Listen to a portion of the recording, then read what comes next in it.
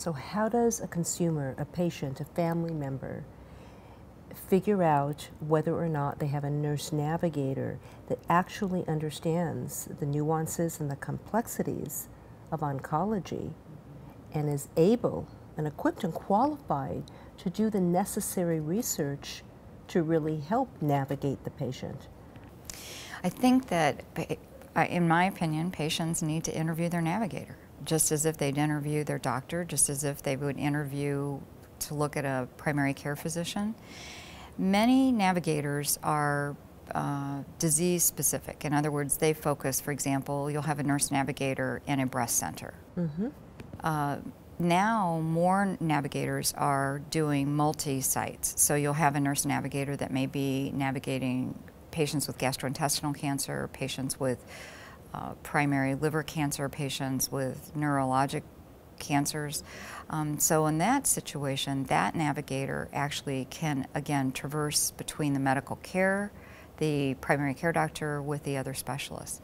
So your question was, how do you know you have a skilled navigator? I think if you interview your navigator, and I think patients more and more need to be able to say, I need something more than you can offer me.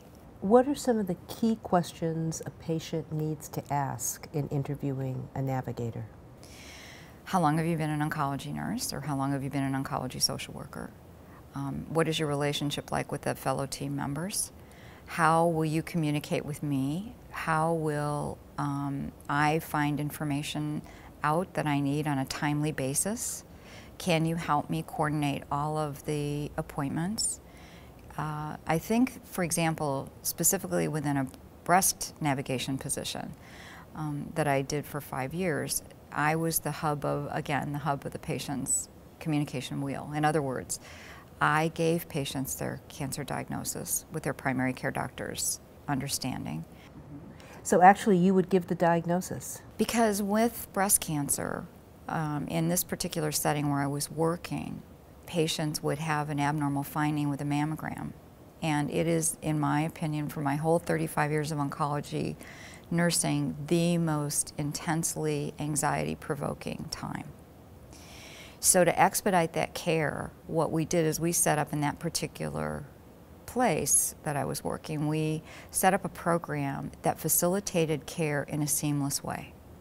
At the time a patient had an abnormal mammogram, they were brought to the nurse navigator. The nurse navigator would talk to the radiologist and say, how suspicious does this look? How do we help prepare this patient? Can we get them in right away for a biopsy? How can we facilitate that care? We also had a prospective breast conference where patients at the time of diagnosis were presented, and then any additional tests they would need if they needed a breast MRI or if they needed something else more with respect to imaging, we would facilitate that process for the patients, help them get insurance coverage to get an MRI. Every Tuesday, the patients knew that I would call them and say, you were presented and this is what was discussed. Primary care doctors at first were not exactly feeling that the nurse navigator should, in that setting, give the diagnosis, but they quickly learned that a nurse navigator has over an hour to deal with each particular patient, explain things, get them prepared for the surgeons, often make the appointment with the surgeon, often go with the patient to the surgeon's office.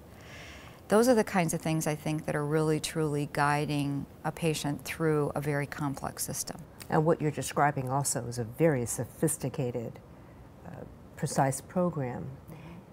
The average person who's out there looking for a nurse navigator, would they have to hire a nurse navigator, or would they go to their center? Well, there are physicians in particular that basically do navigation, and there's another organization, the Center of Mind Body Medicine, that put on a cancer guides program. And in that case, you can hire professional cancer guides that do a tremendous amount of research and literature research and basically help guide patients. Again, though, I think it's a unique individual that can look at not only the information that the patient needs to have, when the patient can handle that information, how they process that information, how the family is dealing with the information.